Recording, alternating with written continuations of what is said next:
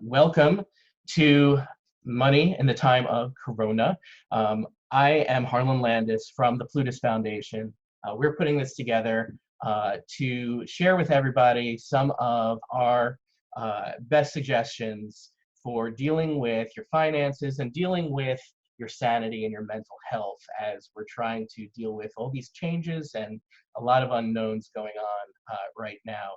So first of all, I want to thank the Plutus Foundation team for putting this together on such short notice, especially Bethany McCamish, Sarah Potter, Miranda Marquette, and Sherry Ann Crumbly, who all helped just organize all this.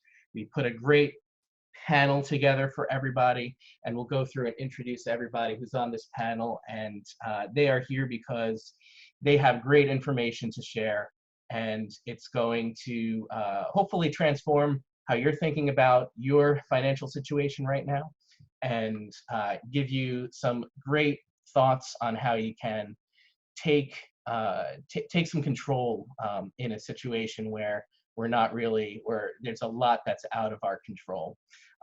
So let's focus on the things that we can control right now. And I'm just going to quickly go through the panel here so you'll get to meet everybody. Berna Anat, she's financial hype woman. You can find her all over the internet at Hey Berna. She's spoken at venues like the Girl Boss Rally, the Own It Summit, and the Wing. She's been featured all over the place like Forbes, Yahoo, Refinery 29. So she has a lot of great stuff to share tonight. So thank you, Berna, for being here. Jackie Lamb, she's passionate about helping artists, freelancers, and gig economy workers with their finances. Jackie's great. You can find her at heyfreelancer.com. Thank you, Jackie, for being here. Melanie Lockert, she's the author of the book Dear Debt, which came from her long-standing financial blog, award-winning. She also co-founded the Lola Retreat, which is an amazing event for women and their finances. Every September, she organizes the Suicide Prevention Awareness Blog Tour, which is a great way to bring people together to understand mental health and its impact on money and vice versa. And she also recently put together the Mental Health and Wealth podcast, which is an amazing resource. So thank you, Melanie, for being here. Jessica Moorhouse, millennial money expert, accredited financial counselor in Canada, Canadian on the panel here. So thank you for sharing your insight from north of the border here. She's a host of the Mo Money podcast and the founder of Millennial Money Meetup. So we're super excited to have Jessica here. And finally, Jacob Wade. He's a budgeting expert. He started iHeart Budgets. He's on a mission to spread the message of financial freedom around the country, and he's very mobile. He can talk about that. So I'm excited, Jacob, that you're here. Thank you all for being here. So yeah, I think, why don't we just get started? I'd love to hear from everybody what's going on in your lives right now and how you're dealing with the situation with COVID-19, how it's affecting you right now, how it might be affecting your finances, because a lot of that is great for people to share. We need to hear these stories of how people are dealing with it themselves, and then we can go on to a lot of the specifics. So why don't we just start with Berna, do you want to start? Sure. So I think before we started this panel, all of us kind of came on a little bit early, and we're all like, so how's everyone doing? And everyone said the same kind of headline of like, okay, considering, hanging in there. And I'm definitely part of that team. It's a lot of mixed feelings because at the most basic, like Maslow's hierarchy of needs level, it's like, I'm scared, dealing with the fear, dealing with uncertainty. Do I have enough food? Am I sleeping okay? How am I dealing with my anxiety? And then for a lot of us entrepreneurs and internet creators, it's then this like ramped up level of like, oh my gosh, it's like Avengers time. It's time to mobilize. Like, how do we help our communities? How do we launch the thing? How do we make the thing? How do we go live every 5 seconds? So it's a lot of dealing with myself on a human level, helping to care for my community on a human level, off the internet, offline, off camera, my elder parents, my roommates, just everyone, the humans around me. And then if I have the room and the time, how do I care for our communities, especially our personal finance community, because there are so many very basic questions coming into play right now. So it's this is what my life currently looks like. One thing that has helped is really doubling down on getting my business budget and my personal budget, like having a lot of time to sit down, and what our friend Erin Lowry, a broke millennial, loves to say, put your financial mask on first, put your financial oxygen mask on first. So once I was able to sit down and go, okay, this is where my business is at, this is what I'm going to need, this is where my personal finances are at, this is what I'm going to need, I felt a lot more equipped to go, all right, cool. Needed a couple days for that, but now I can see now I can read a little bit of news. Now I can open Twitter for 2 seconds. Now I can think about the things, the resources I can give to other people. So that's been super helpful. Mask on, pass the mask. Yeah, that's totally understandable. And I'm glad you brought up Broke Millennial. Erin Lowry from Broke Millennial has been putting together a great resource for everyone. So I want to share that link. It's tinyurl.com/Broke Millennial COVID-19 resource. No spaces, no dashes or anything. That's just a great place to go. She's putting together this amazing spreadsheet that just has so many different categories, and it's not just money. It's everything that you could possibly want to know about, and anything that can help you over the next few months. So yeah, thank you for sharing, Berna. Jacob, what's going on in your life right now? Hey, Harlan, thanks. I am in a unique situation. We about 18 months ago sold everything and hit the road. So we are a traveling family. So me and my 3 kids, my wife, and we just got a new puppy, are living in an RV and traveling around the US. So we have a very unique situation where we're still affected by what's going on, and there's places that we would normally stay that are closed down. But we also are just naturally socially distant in general, just because of the lifestyle we live. So social distancing is sort of like, yeah, that's what we do anyway. So as far as like that piece, hasn't been super impactful, just sort of the nomad lifestyle that we've been living. On the financial front, absolutely. Just being the way that we were able to travel is we had a couple of years of savings saved up. So we're in a place where, okay, we know we're okay, but we're still keeping an eye on things like, okay, all these plans we had for this and growing a business and managing this money well, we sort of just pulled everything back and said, okay, what are the basic things we need? Let's just do that. And then we'll figure out the next steps there. So financially, we're cautious, and being very reserved with our spending and just keeping an eye on what's going out there. And then as far as just our general life, yeah, it's, we're trying to make it feel business as usual, but we know it's not. And then things like shopping and, hey, how do you stock up a 300 square foot house with the supplies you need in case you can't go anywhere for a couple of weeks? So we've been wrestling with that challenge and working through that. And then, as Berna was saying, I'm neck deep in the current news cycle. The 24-hour news cycle is just melting my brain right now because I want to get out there. I want to help my people. I put this resource page together to say, okay, here's all the financial relief options, and they keep moving and changing. And it's just, yeah, I have to do like a mental break. Like, okay, I have to walk away from the screen and go for a walk and disappear for an hour. Otherwise I just sort of turn into an anxiety ball. So, even over here out in the middle of nowhere, we're still affected by all of those things that are going on.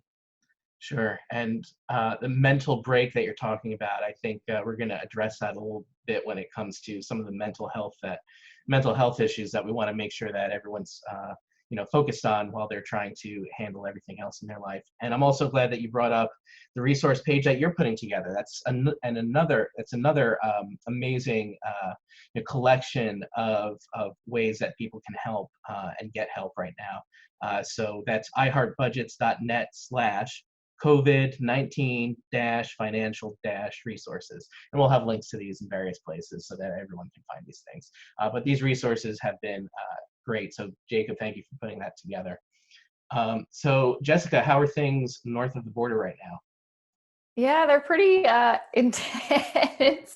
And it could be because I've also been a very big news junkie, because, part of what I do is sometimes media asks me to speak on the news, which is great.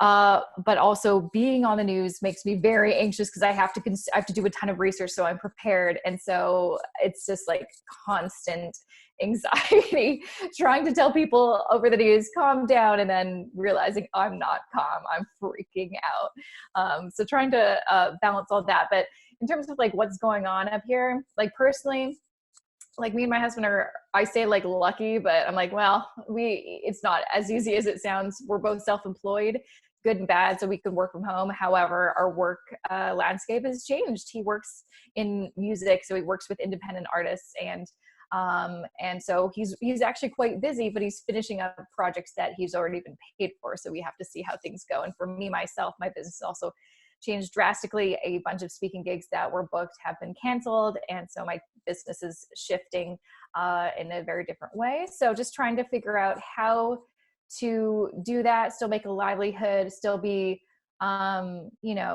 conscious of just kind of the emotions going on. A lot of people have a lot of feelings. And so just trying to kind of balance, like taking care of myself, kind of like Berna said, like put your mask on first, but also being sensitive to other people's feelings and understand everyone's going through different things.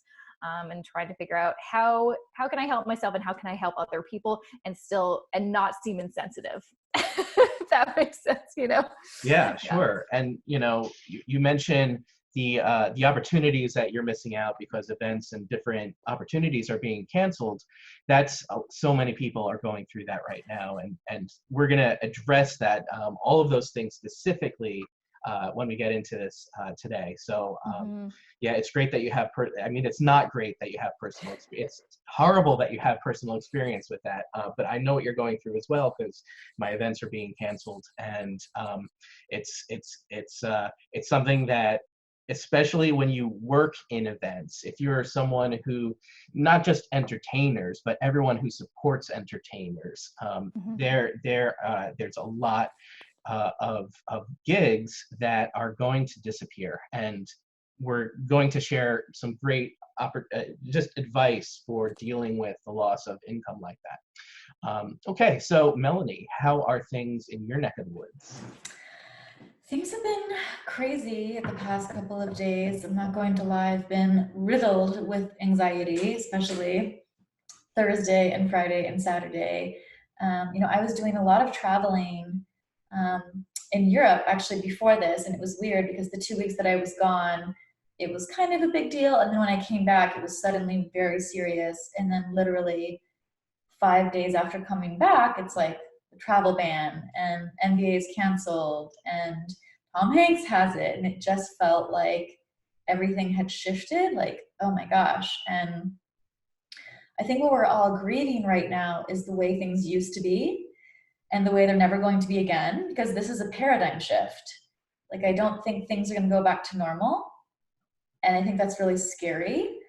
And I'm nervous about my work as well, because, a lot of people for writing, they just want to write about COVID-19. So I've done some of that, but also I have to manage my anxiety. Writing about that makes me anxious, but it's like, that's the only thing people want to talk about. So there's that. And then also, everyone's getting impacted financially because of this. And so as a self-employed person who also does events with Lola Retreat, I'm wondering about the long-term, longevity of my business and how am I going to make money through writing? How am I going to make money through events and through speaking and the podcast?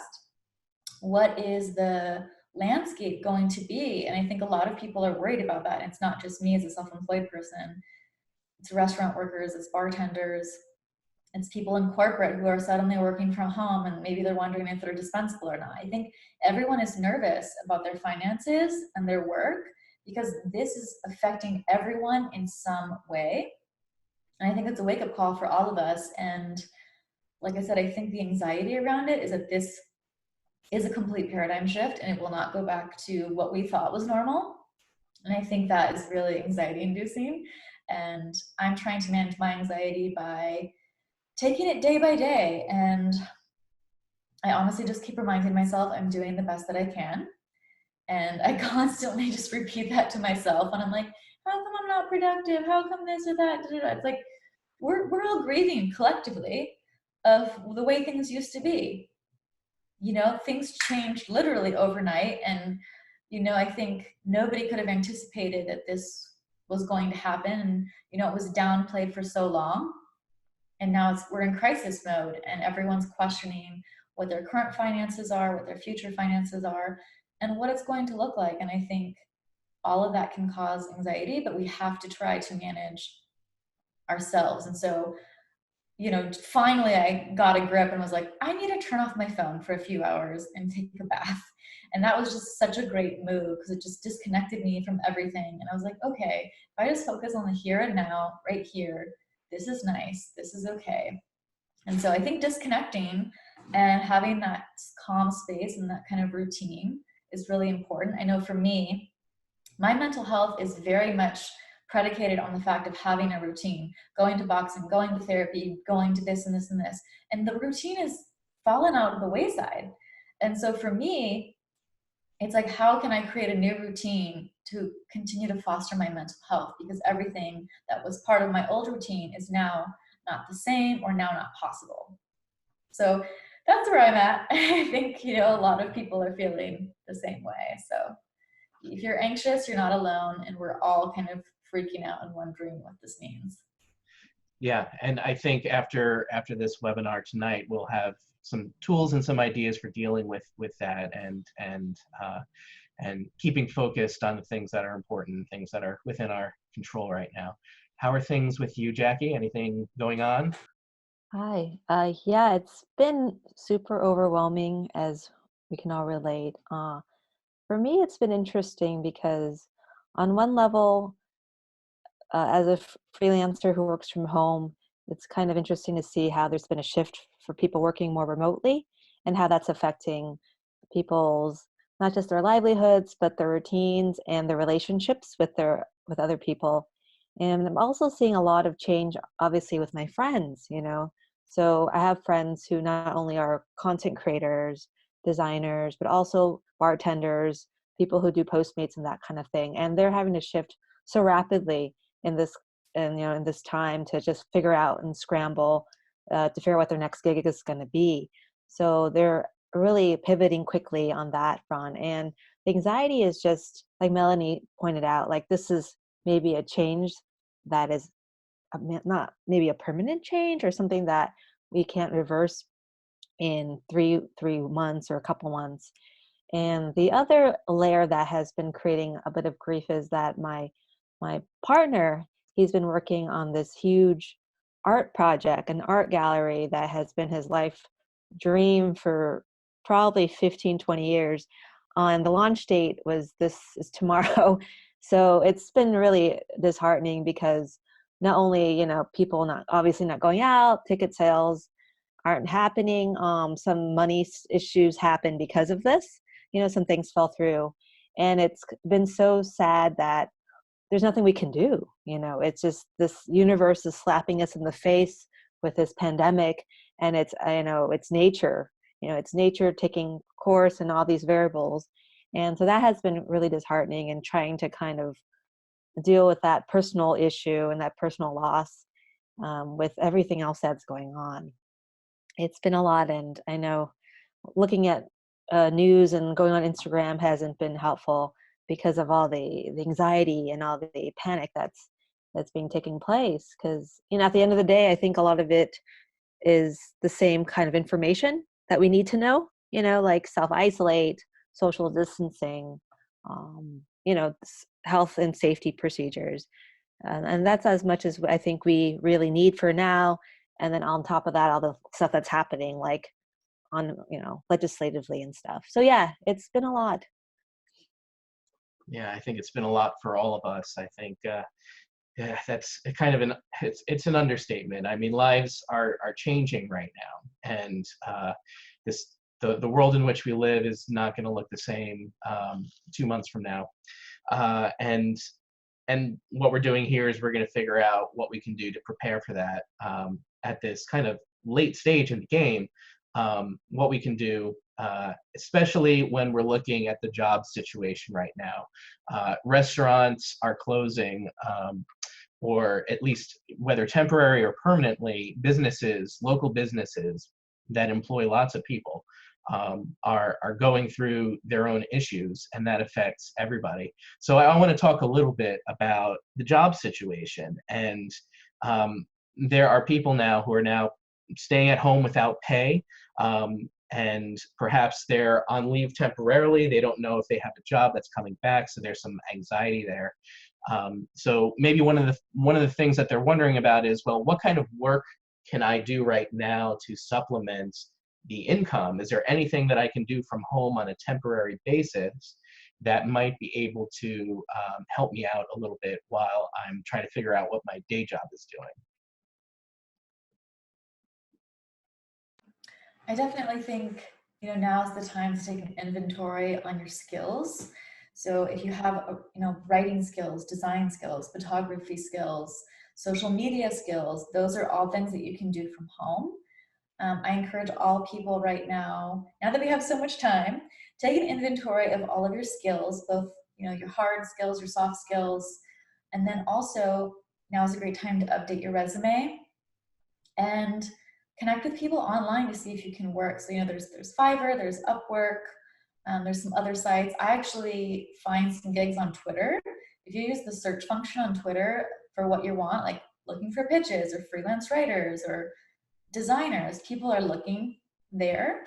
And then I think it's really word of mouth. Also, let people know in your community what you can do, because none of us are mind readers. We don't know what you can do or what you're looking for. Definitely tell people. It doesn't have to be in like a salesy sort of way. You can just be like, hey, by the way, I'm a freelance writer, so if you need any content, let me know. Or if you know of anyone, and just making that available.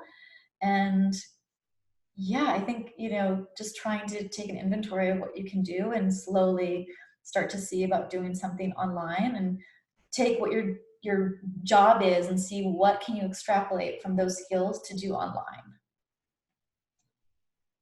Yeah, I know Amazon right now just, I think yesterday put out a notice that they're planning to hire 100,000 distribution center workers. So not every business is shutting down. There are things that you can do. The Freelancers Union also has a list of resources for freelancers who might be struggling with their situation at COVID-19 freelanceartistresource.wordpress.com. Food and grocery delivery is really big too. There's some opportunities there. And none of this has to be permanent. It's not like you're changing your career if you go into some of these, if you take some of these jobs while you're figuring out what your career situation is going to be. And there's no shame in taking a job that's going to help you pay the bills in the meantime. For sure. In my community, I live in a small town of about 10,000 people outside of LA, and one person is doing grocery runs. So she kind of makes an announcement on Facebook, say, hey, I'm going to go to these stores today. Does anyone need anything? Especially if you're, 65 plus. And it's been really effective because she was a pet sitter. And of course, no one's going on vacation, so people aren't needing pet sitters. So she's kind of pivoting her skills of, relationships and, having good communication and doing that for people. So that's been really smart and helpful of her. But yeah. And I want to hop on, Harlan. You said the word shame, which I think is a really big deal. When people are at home and maybe they don't know what to do, or instead of looking for work, they're just looking for some type of income or some type of money to pay the bills and keep the lights on, and put food on the table. And shame can hold people back from reaching out and finding the resources that are available, right? So yes, go find freelance work or odd jobs that you can do and look at what's going on and see how you can help and turn that into income, but also realize there are resources out there. Right, there's a bill that's probably going to be running through the president's desk tomorrow to help with paid sick leave. So make sure you connect with your HR department and see how does that affect you. Can you get some of that income? Unemployment benefits are waiving a lot of the wait times and trying to bring in extra income as well. So the problem is at least I would say just for me and where I've been, there's a stigma around getting that type of help. right? And so, and it can stem from just being ashamed of, oh, I didn't have a plan, or I don't know what to do, or I had no idea I wasn't going to have income. How is this even possible? But I don't see any options in front of me. But that shame needs to go away. We're all in this together. Everybody is in this exact same situation. As Melanie was saying, we're in that new normal. So it's okay to reach out and find those resources and get the help that you need while you, as everybody was saying here, pivot and kind of see what's next. Sometimes you need to lower your anxiety and money stress. There are a bunch of resources out there. And Harlan, like you said, you're going to pass those out. But shame is a big deal from holding you back to do some of those things. Like you said, there's no shame in making that pivot or go finding those resources you need right now so that you can like relax a bit and make a plan for the future. I remember the last time around, the last recession, so many people I knew just wouldn't apply for unemployment because they didn't want to be the person who realized that they needed assistance. And I think we just have to get past that. And if you're unemployed, unemployment insurance is there for you. If you were a salaried worker, then you paid into unemployment assistance. It's there for you. This is the reason that it's in place. And I believe there's some additions to unemployment that are in that bill that is under consideration for being signed right now. So these are resources that are there for you, and you should absolutely take them.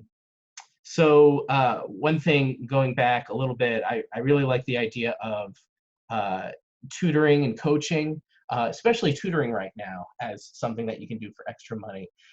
In Philadelphia, originally the plan was to shut down the schools for the rest of the year and to switch to online classes like a lot of school districts have across the country. In Philadelphia, however, because of the inequitable access to the technology that's required for doing that, the law says that there can be no school, online or otherwise, for the remainder of the year. So basically, because disabled and poor people in Philadelphia don't have the access that they need, it's mandated so that there's actually no continuation of the school year. So education is so important right now, and the teachers are forbidden, public teachers are forbidden from contacting students in any way. They can't even have private lessons or tutor or anything like that. So there's an opportunity there for people who can step in and maybe help parents who are struggling on their own to provide some education for their kids as we go along. So I just thought that was interesting, and I wanted to bring that up. So zero income, zero in the bank. Aside from the assistance and the jobs that we're talking about, how do you deal with that situation when you have your rent or your mortgage to pay, or right now I believe a lot of the electric companies aren't shutting down power in case people can't pay, but what about some of those other bills? I would check out the resource auntbertha.com. So there's a website called auntbertha.com where you can put in your zip code and you can find free or low cost assistance for home, for food, for medical. It seems like a really great resource, and you can find services there. So auntbertha.com. And then also for other things, take an inventory of what you need to pay and contact those people. So let's say you have federal student loans. If you have federal student loans, now is a great time to either put them on deferment or forbearance. Also, another great option is to put them on income-driven repayment. If you are close to the poverty level, aka basically zero income, you can have a $0 payment and still be in good standing with your income-driven repayment, because they calculate it based on your income. So if your income is low or you don't have an income right now, you don't have to pay anything, but you're still in good standing with the income-driven repayment.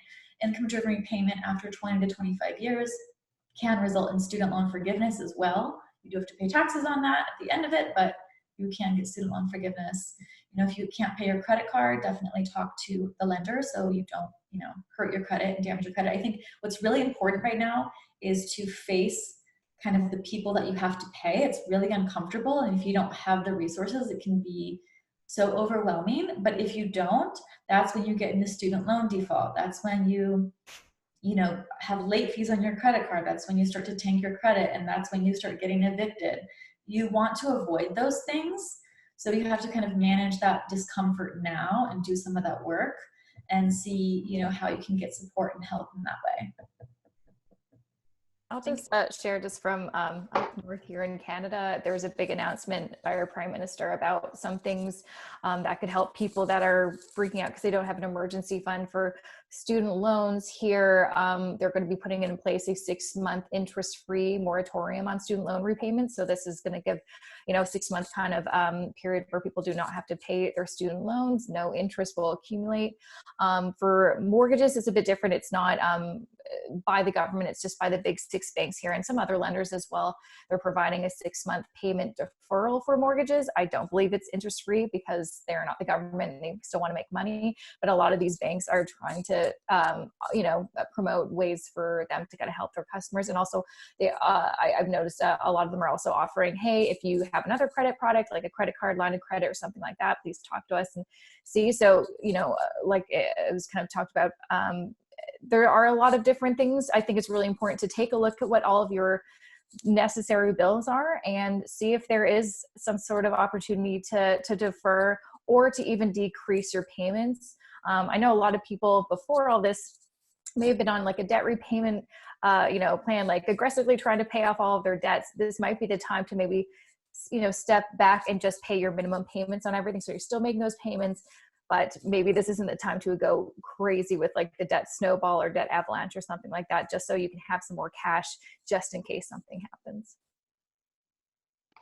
Yeah, I just wanted to add also, I think for especially my like millennial set of folks who are sort of advising their parents how to figure out things with their finances, a lot of first-gen kids like myself, the idea of calling up PG&E and being like, can I pay less, is so foreign and so strange. And so I think what's important is simply like these scripts are out there on the Googles. You can literally Google how to talk to PG&E and help them get my rate down or how to negotiate down with them. And there are wonderful content creators like everyone here on this panel who have literally read the scripts word for word. I've had budgeting clients who have literally just read these scripts word for word, sweating and like just like pits hot and wet the entire time because I feel the exact same. It's a very weird thing to do, but the internet just it'll meet you halfway. So I feel for everyone that's like, I've never done that before. Why would I need to do that now? The internet got you. So in the bill that's being considered to be signed into law right now, I believe there's some student loan interest provisions that would allow borrowers to forego interest payments. The total student loan payment would remain the same, but the entire payment would go towards the principal of the loan, which helps a little bit. It's not the best solution, but it is something out there. But I think the experts are all kind of agreeing that we need to kind of make sure that everything gets attributed correctly. I remember when I was dealing with my student loans, sometimes they would take the payment and they wouldn't put it towards the principal and the interest the way that the plan said that they were going to, and they needed to be called and reminded that it needs to be set up a certain way. And so it's important on all of us to be able to monitor these things. These companies don't always get it right and don't always seem to remember what they're supposed to be doing. So it's incumbent on all of us to pay attention to that sort of thing. So I want to talk more about family finance too. There's a lot of travel that's being canceled right now. And there's a lot of questions about, does my travel insurance cover this if I have travel insurance in the first place? Some credit cards offer that service. Sometimes they're separate things that you purchase when you book your airlines. And not, you know, there's a lot of questions about whether virus-related changes to travel plans is even covered by insurance, although they often say it is, not always. What are some of the resources that are available to people who are traveling and need to change their travel plans?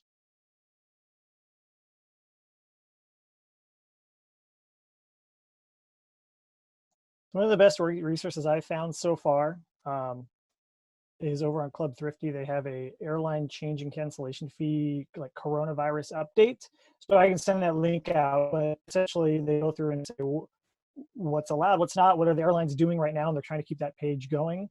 Again, I think that you're going to see the theme of stuff like this with your bills, with your debt payments. All of this stuff is get on an actual telephone and talk to a human, because that's going to be the only way to get things moving. Berna, I love that you said, like, just Google the script on how to talk to those people, and it'll literally walk you right through those things you can say. But same thing with the airlines. Things are, again, very fluid, moving rapidly and shifting. But I can send out that resource that's at least the most up-to-date one that I've seen so far on how to handle those changes and cancellations or reschedules or whatever that looks like, to make sure you're not out of pocket. Yeah, and what I've heard is that it will take hours and hours to reach someone when you're trying to cancel travel or change your travel. I think that's just what's going on right now. So maybe a suggestion would be first thing in the morning, give them a call, put it on speakerphone and do some other work, you know, and just wait it out, because I know if I just sit and wait, I will just get anxious and angry and frustrated. So just call first thing in the morning, put it on speaker and do something else until someone finally picks up, and make sure you have a clear question. You know, I would like to change my travel from this date to this date. I would like a refund. You know, be sure that you know what you're asking for and try to be clear and efficient, because they're dealing with a lot of stuff too. I'm sure they're overworked and they're confused as well. And so I think, you know, trying to be efficient with your communication can help everybody. I think Berna is going to have to write the script and just send that out to everyone on how to talk to all of these companies. Done. I'm on it. I'm on it. I'm going to speak very intense millennial, if everyone's okay with that, speaking in memes, but I'm on it. And Miranda pointed out in the chat here that Twitter is still a great place to get help. Companies are very responsive when you're adding them on Twitter. So how about just avoiding distraction? We're working from home. For a lot of people, this is the first time they're working from home. Maybe they're also trying to take care of kids at the same time. How do they manage some of those distractions? 3 words: noise canceling headphones. Get them. I live in 300 square feet, man. Like, this is my life. So I'm with you. Or find a space outside if you have good Wi-Fi, and just get out of the zone. Get out of the chaos of the inside of the house life. I think one important thing that's kind of been mentioned already is thing that really. Oh, no, go ahead. Sorry, didn't see you. Oh, okay, I'll go and then you go. Yeah. Sorry. Sorry. Okay, Go. just real quick. Just I think what's already been mentioned is what I've found distracting is just following the news minute by minute and going on Twitter. So there has been a few days where I'm like, wow, I got a lot of stuff done. And it's usually when I log out of all programs and just focus on that one task. And usually taking breaks and listening to a podcast or music or something and just focusing on that task, and also having to-do lists. Like, I write things in my notebook and just focus on that, but really closing all of those apps and reminding yourself you don't have to be plugged in all the time. And I saw something funny. Someone suggested if you have like a spouse or a roommate who's also working from home and you guys are sharing tight quarters, to have like a hypothetical imaginary third person that you blame everything on. So like, hey, who's that like blasting music or has a TV on, or who's that with the loud like texting, and like, oh, that's Cassandra or that's Joe, and that could maybe help. Because you know, some people are adjusting to having their spouses or whatever partners hanging out all day. Sorry, my internet pieced out on us real quick. It went on the phone with Chase for 3 hours, so it's gone.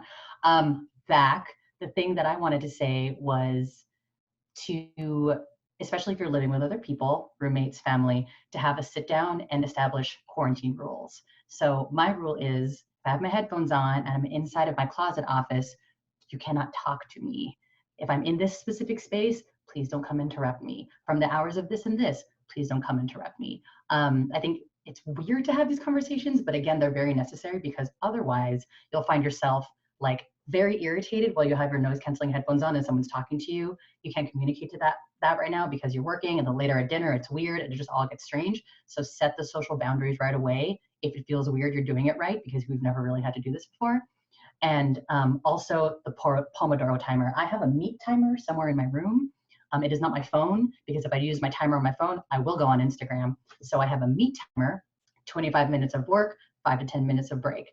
And in those breaks, it's not scrolling breaks. It's not just, I'm going to kick in and just do whatever, because then I'll end up here on that break. So in those breaks, be very specific about the thing that you're leaning into. I'm going to take a break. Specifically, I am learning Emily King songs on the ukulele, and I keep my ukulele across the room.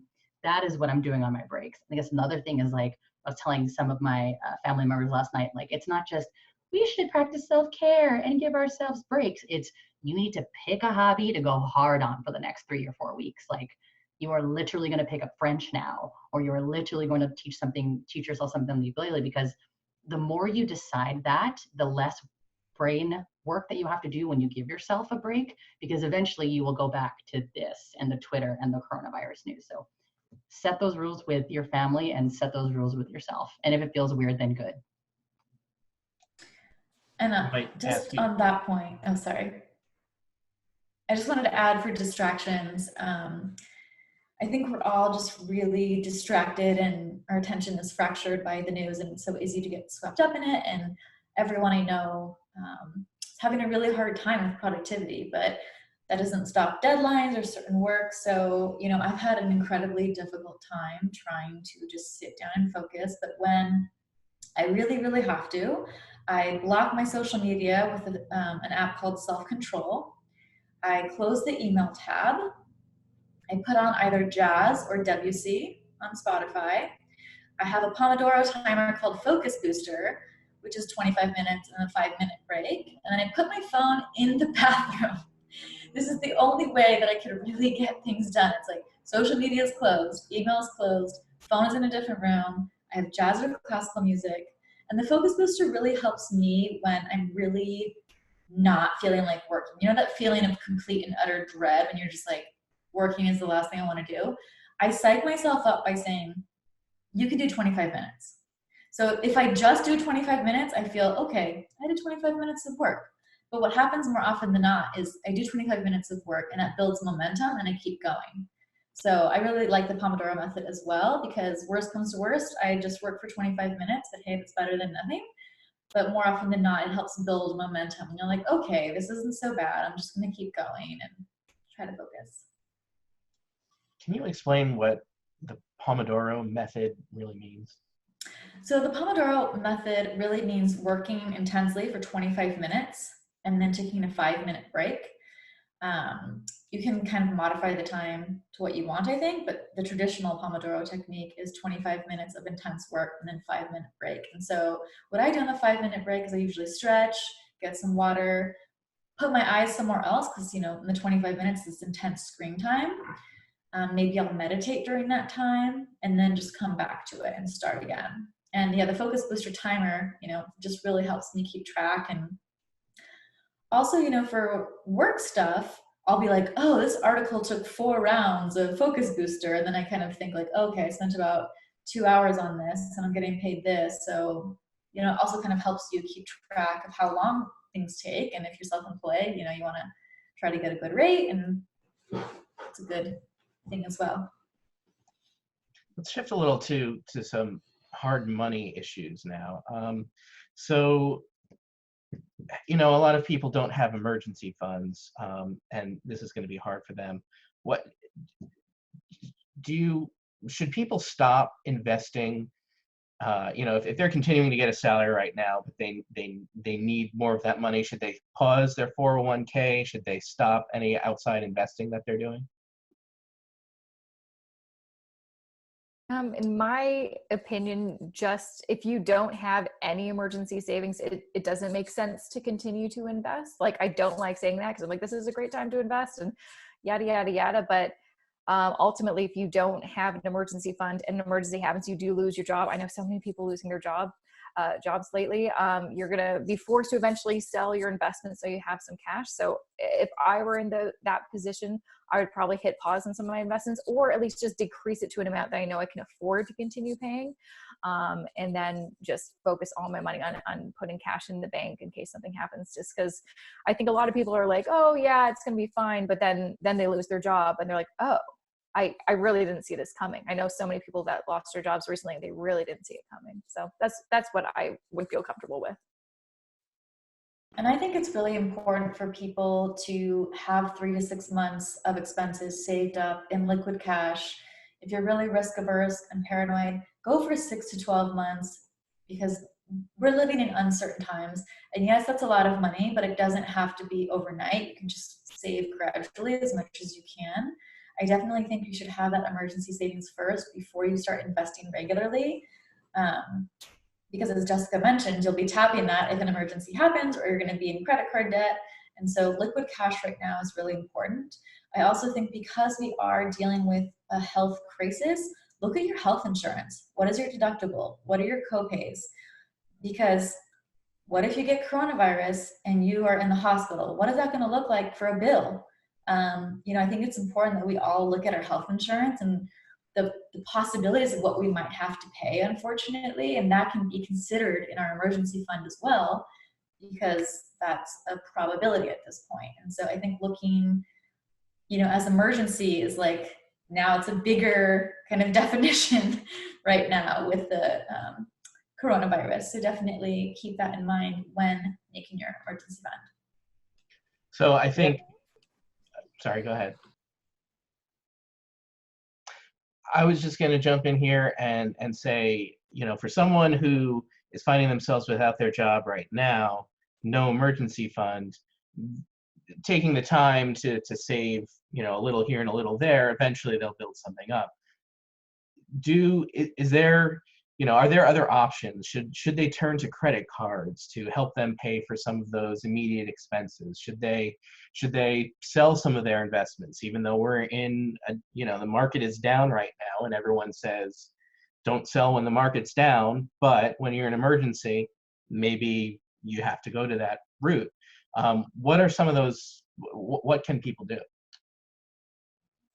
Well, I think going back to the public help options, especially with the new laws being passed this week to get emergency help out there, exhaust those things first before you tap your investments. That's your long-term livelihood. That's your future self that needs that. So going through and looking at, okay, like you said, what do I need? And then draw a hard line, and then everything else is on the back burner, including debt payments and other things, right? So if you go through you need housing, you need food. Don't even need transportation because you're quarantined. So you literally just need those two things, and then your utilities going, right? So get on the phone, call those people. Okay, what can we do for mortgage relief? What are the options? The FHA is putting out a bunch of advisory stuff to all the mortgage holders and banks. Hey, be lenient, work with these people, right? So go through and just say, okay, how do I stop all of these payments? And then I just need to get food on the table. So there's food assistance programs. They're injecting, billions of dollars into food assistance right now as well. So again, you can get out and find what those options are, but exhaust those things before you tap that retirement, because that retirement is your livelihood in the future, and you don't want to sacrifice whatever 10 years of livelihood in the future to get through 6 months now.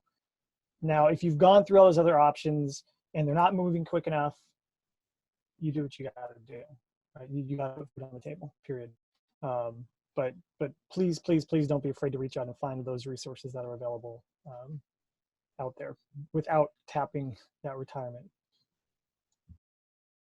And I know just what was announced in Canada, I don't know if any Canadians are watching, but if they are, that there is more assistance for people that if you lost your job to get onto the employment insurance program. But there's also, luckily, they just announced that if you don't qualify for employment insurance, for instance, if you're a freelancer or self-employed, it's a program that you have to opt into and pay into. I don't have EI. I chose not to. Luckily now, or if you don't have paid sick leave, for instance, for work, you can receive up to $900 biweekly for 15 weeks. And that could be a big chunk of money. Like that could really make or break your money, especially if you don't have an emergency fund. So again, looking into your options wherever you live and seeing what can I do before, you know, the ultimately your kind of last case scenarios of selling investments or using debt. And if you do have to use debt, try to find the cheapest debt possible. Maybe not a credit card, not a payday loan, line of credit, home equity line of credit, you know, maybe a personal loan, something like that has relatively low interest.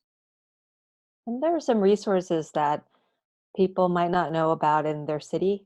Like in Los Angeles, where I live, there might be resources for artists or that, you know, are hard because obviously they can't sell art or they can't go and have an art show. And they might have some emergency assistance. I think Mel posted something about the Bartenders Association has some kind of emergency assistance there. And also, you know, I'm also thinking look into your community. So some of us might have an overage of time. Some of us might have maybe some money we can afford to give in some form. I've seen people post like, hey, me and my friend are offering, you know, $50 to X amount of people who could really use it. Send us a message, DM. Somebody in Nashville was so generous. He offered $1,000 to people who wanted to order takeout, you know, to kind of boost the local economy and help local restaurants and bars who had food. So I'm thinking also to look into the community and talk to your friends and your family and network to see how we can also help each other. If there's something that we can offer that could help someone save money or time, we, you know, to look into that too. Yeah, echo that, Jackie, for sure. When this is sort of started getting me to think about community care and the way that we all come together and help each other, I think, especially amongst sort of internet creators and activists on Instagram specifically, there's very much this feeling of like, you know what, the government is not moving fast enough to help me, and we're going to have to help each other. And so I'm seeing on my end a resurgence of like artist lending circles and like community and cultural lending circles. There are lots of actually like POC cultures where lending circles is sort of like a historic practice. And now we're seeing them come a little bit more into play. And so I think in general, and this is really difficult again for like millennials and POC to hear, but like closed mouths don't get fed. This is where we start to reach out to each other and speak to the people that we feel safe around. And we can't engage community care if we don't know what your needs are. So I think they're definitely out there. There are cultural kind of ties to all these things as well.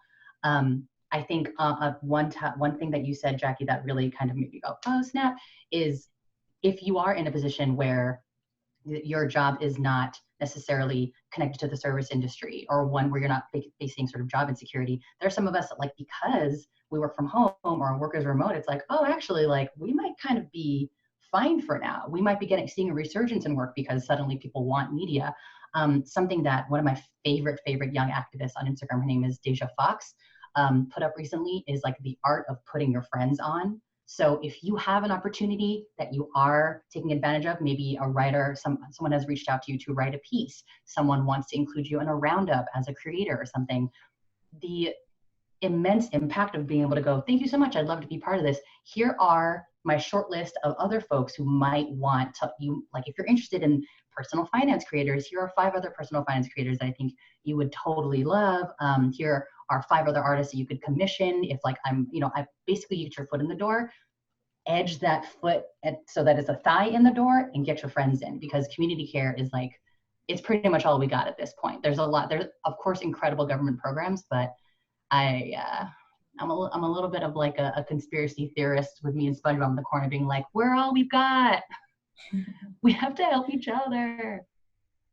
And kind of on that point, I think if you don't have an emergency fund and you really need to make things happen quickly, I think as Berna says, look to your community and take an inventory of, if I had to, could I crash on this person's couch?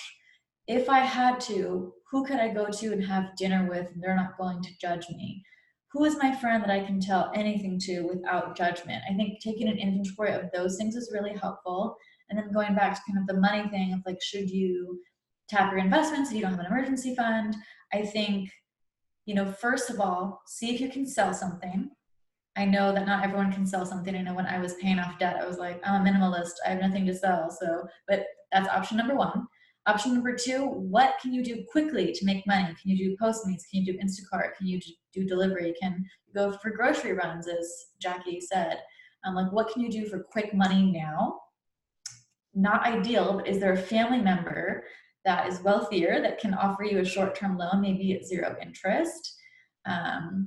And then, as Jessica said, is there a lower cost loan option that's not necessarily a credit card with 20% interest that can help you during this time? And so I think there's like a hierarchy of things that you should try first before even considering that. So for those people who might be in a different situation where they do have cash saved up and maybe they're not so in a difficult job situation, they're looking at the stock market going down and down every day. One question that people have is this a good time to buy into the stock market? Are we going to, we remember, those of us who are as old as I am anyway, we remember the crash and recession 12 years ago or so. And we know that people who were invested throughout that crash ended up doing well.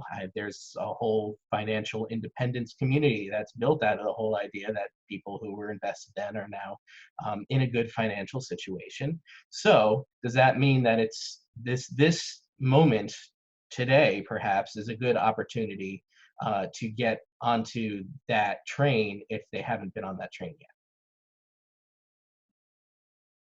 Yeah, I think so. It's a lot of the conversations I've been having have been about investing. And I mean, it's funny just because it is kind of, we've got to remember, it's kind of a luxury or a privilege to have that kind of money that you can invest.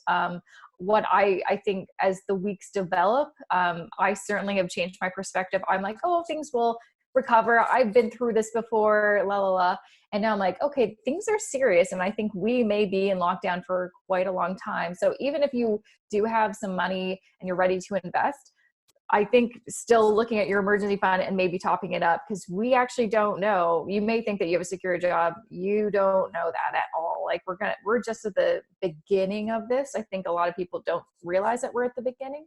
But again, if you have this war chest that you're like been waiting for this time to start investing, as someone who does, passive investing and dollar cost averaging, but also does individual stock picking, it is so emotional and so crazy. Like you're not going to be happy no matter what. Like I'm like, oh, I'm buying all these stocks on sale and they continue to plummet. So I'm like, okay, well, I'm done now. I'm cutting myself off because I'm not having a good time anymore. And then I'm just remembering, just don't sell. I'm just going to buy and hold. So I think people need to realize like we're just at the beginning. It's going to continue to plummet. So the best case scenario is if you can afford it, just continue to do auto contributions like you regularly do. Or if you're doing stock picking or individual equities or equity ETF buying, then also just realize you're probably going to buy something today and think it's a great price and it's going to continue to dip and you're going to feel that loss a little bit. So just like log off and just like, okay, you bought it, move on with your life. Yeah, I think you're spot on that if we're specifically talking about people that have that emergency fund in place and not just a regular emergency fund, the emergency fund that allows you to close your eyes for 8 hours and have a really deep sleep every single night. So if you're in that place and you have that extra cash on the side that you've been hoarding under your mattress for some reason, then you can start putting that money in. But the way that it is going to work in real life is, okay, you're comfortable, your job's safe, maybe you're in one of those frontline fields, healthcare or something, and you're going to keep working. You should be, if you're not already, just investing. And then if you're not, put it in, just start that regular investment. You're going to buy yourself all the way down and all the way back up. And investing meaning, oh, I might need this money in, a year. No, this is 5+ years. I'm going to put this money away so my future self can have an awesome retirement. But you just need to stay the course, which is every paycheck, every month, every year until you are financially independent, right? That's your investing strategy. I'm sure we're all in the same boat here where we recommend that passive investing strategy and low cost index funds and low fee investments to just, ride the wave down, ride it back up. but I was in a place in 2008 where I had money put in, and I saw it cut in half, but I just kept doing it every single paycheck.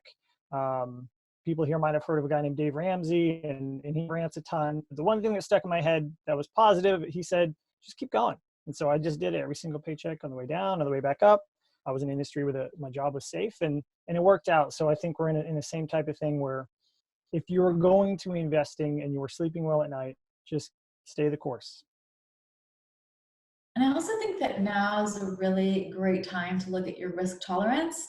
How much can you really stomach in the stock market? And that can aid how much you want to be putting in, and, you know, what's your strategy? So look at your risk tolerance, look at your asset allocation. Maybe you want to be more conservative, maybe you want to be more aggressive.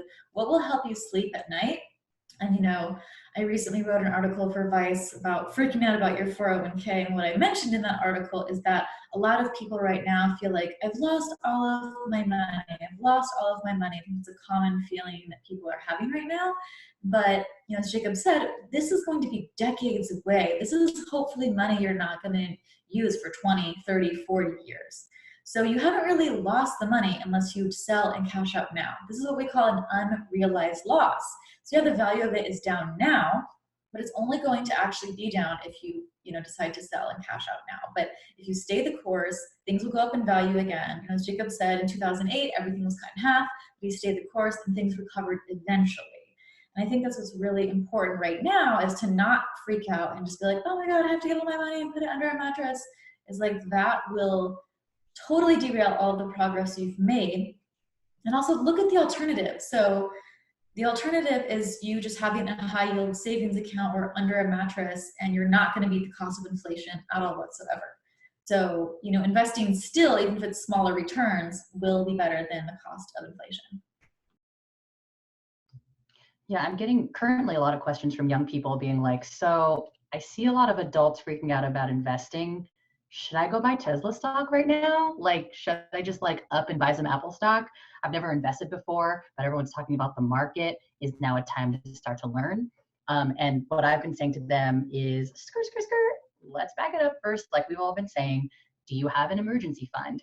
Not $1,000 that you don't plan on touching for a while, but do you have like 3 to 6 actual monthly expenses? Like what Jacob said, could you close your eyes for 3 months and do nothing and still be good financially? Still be good financially for 6 months.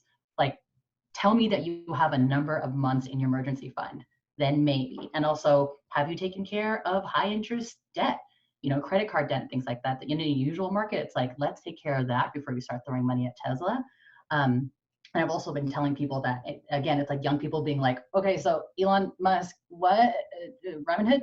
And always needing to sort of make sure we suggest, like, there are very much more passive ways to invest that, for like Jessica and Melanie are saying, if you're risk averse like me and you'd really rather just throw my money and be like, yes, I'm investing, apparently I just don't want to look, you can start with the betterments and the wealth fronts, and start passively investing in brokerage funds in that way. So you don't have to go hard and be an investor suddenly. It could be passive, it can be slow. It's probably best for folks just entering the market in the very beginning. And if there are any young people who feel that, don't listen to all these adults freaking out about their 401ks and they're throwing words around about the market. Go slow, go easy. We're going to be in this for a while, I think. So there's no need to try to be Mr. Moneybags right now. So I'm going to bring this up now, and it might be something that we all just dismiss because it's something that perhaps isn't relevant to a lot of people. But beyond the noise of Corona, there is a price war going on between Saudi Arabia and Russia. And you might have heard of this in the news. You might know more about it. But the price of oil is dropping, and that might eventually, if not already, be reflected in gas prices right now. But how much of that is going to affect our economy right now, and should that prevent people from getting in the market, or does that make it a good time to kind of take a look at their investments? Well, I can say from up here, it's definitely affecting our country, Alberta, is a huge oil supplier. So I know that's having a big hit on that province. And so we'll have to kind of see how, I mean, they've always had kind of issues with oil and all the stuff. Like before this, there was a whole pipeline issue that we're dealing with. So we'll have to kind of see what happens. We've already definitely seen gas prices plummet. Like I think my husband's mom took a photo and she was like, why are price, like she doesn't know what's going on with the stock market. She's like, why are gas prices so low? This is great. And we're like, it's actually not great. It's actually terrible that gas prices look the same that they did back in the year 2000.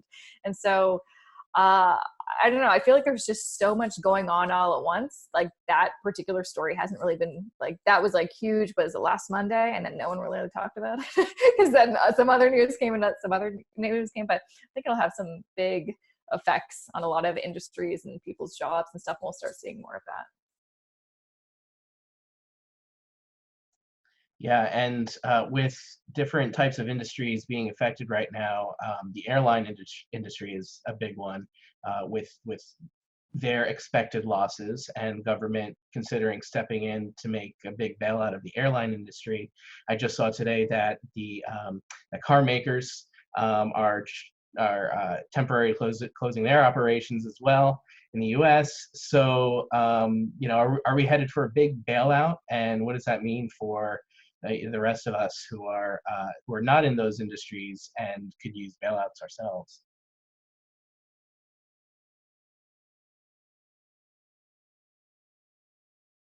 Someone's got to want to jump in there and tackle. I mean, I think, you know, airlines are struggling right now and suffering, and I think that industry is going to change a lot. I can't speak on whether they deserve a bailout or not. I think my personal opinion is the workers, restaurant workers, bartenders, people that are service workers on the line need a bailout. We need sick pay.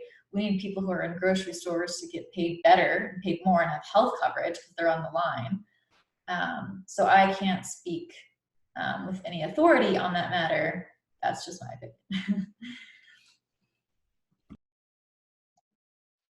Well, you know, along the lines of different bailouts and things, the interest rates are dropping on mortgages. Is for those who own homes, is this a good time to refinance because of that?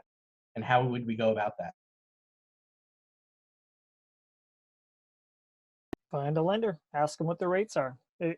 From the initial things that I'm seeing from people I know and some contacts, they're not keeping up with how quickly their rates are changing. And so the mortgage rates are low, but they're not like extremely low. And someone was even saying that, hey, Fed cut things to zero, but now the rate went up a point. And so it's one of those times where pay attention, be in contact with a good lender.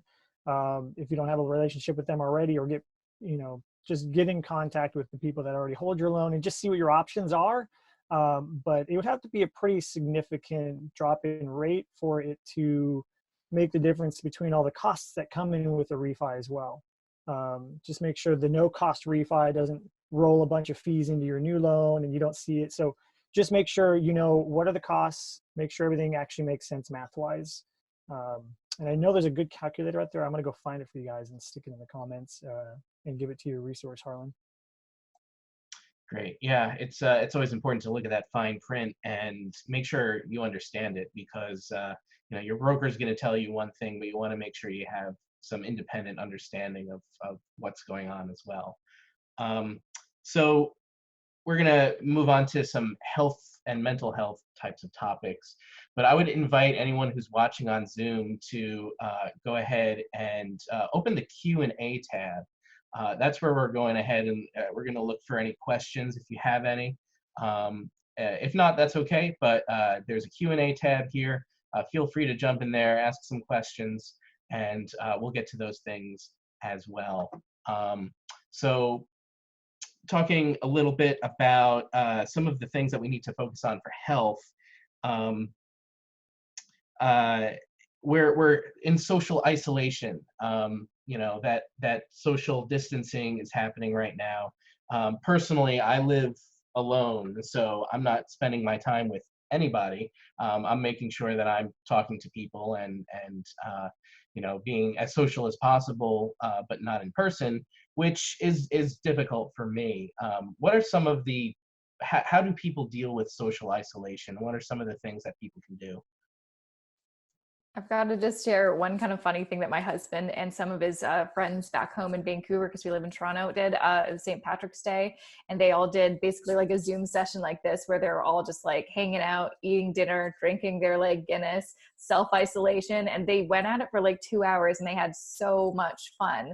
So I feel like some people have been saying we should stop calling it self-isolation and call it something different, like physical isolation or something like that, because when you hear the term self-isolation, it makes you think you have to be at home alone and not talk to anybody. But it's probably the most important time ever to actually pick up the phone, have a Skype session with somebody, check in. I've been trying to, as much as possible, check in with friends I haven't talked to in a few months or something like that. Give them a text, be like, how are you doing? And then you'll have more conversations going on and you'll feel less alone. That's got to be difficult, like being physically alone. I mean, I'm with my husband, but also there's, it's not perfect, small space with one person all the time. And I used to work by myself, and you're like, oh, so figuring out boundaries and balancing all of that. But I think, the most important thing is just picking up the phone, Skyping, and also having appointments, like, so you can look forward to it. Be like, hey, we're going to Skype on Saturday. Great. And then you can look forward to that. I've been doing that a lot with family too.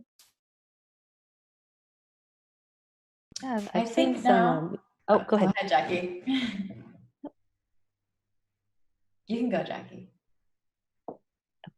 Well, just there's some free resources, like I think some of the museums and venues are doing like video tours, which might be a fun thing to do. And some friends have suggested a karaoke party on Twitch. So there are some ways like to just use the internet to socialize. And as Jessica mentioned, it's not really self-isolation, but more physical isolation. So there are definitely ways we can still connect and stay in touch and have fun. I love that. And I think I read somewhere to think of this as kind of like, this is a meditation. We're kind of isolating ourselves and away from people and away from all of this stimuli. And so when we are by ourselves, how can we use that as a meditation to transform our lives?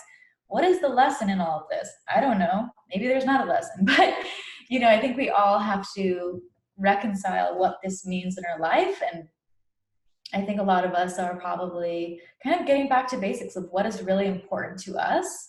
I think also, my cats really help me during this time. Like, I would not be anywhere without my cat. So if you want to foster a dog or cat, now's a great time. The shelters really need support. So I highly recommend fostering a dog or a cat.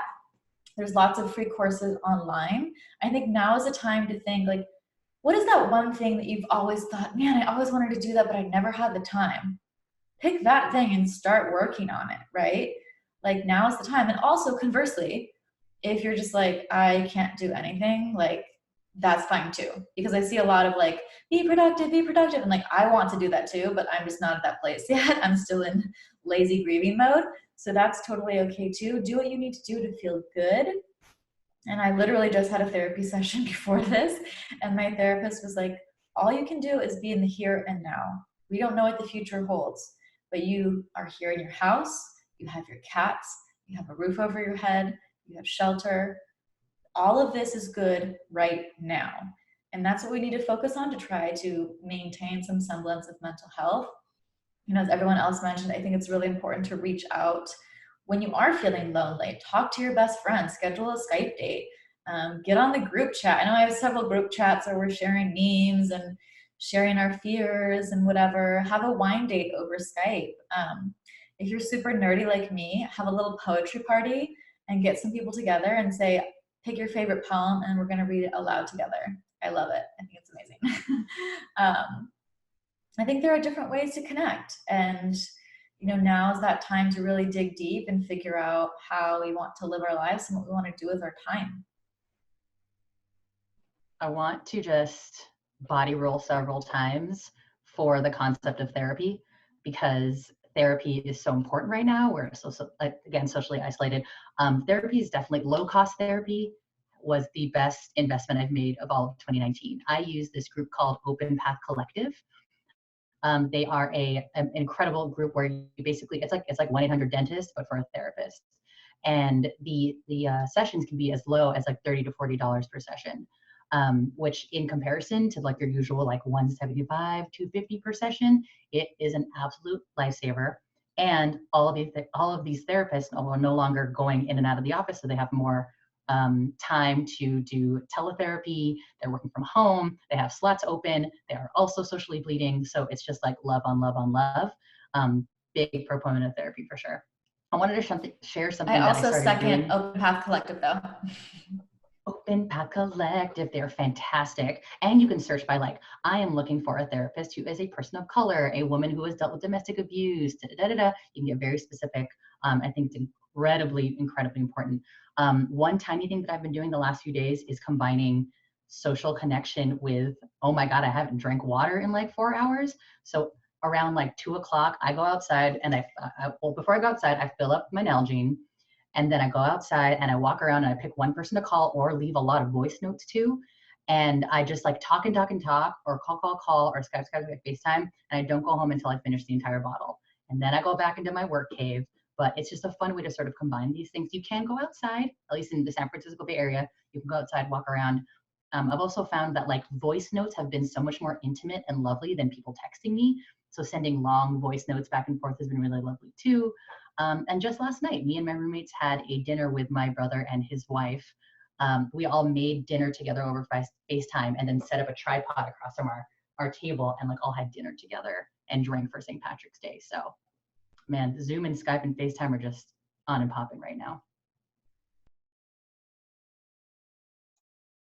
Yeah, and I'll jump on that. I love that idea of family dinner, right? My family's all over the country, so I've been popping that idea around, just bringing Skype or whatever it is, set them up there.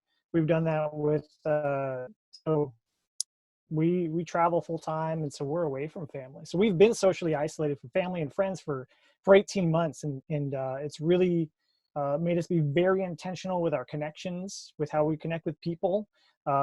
What I found is that I took it for granted that it was just there.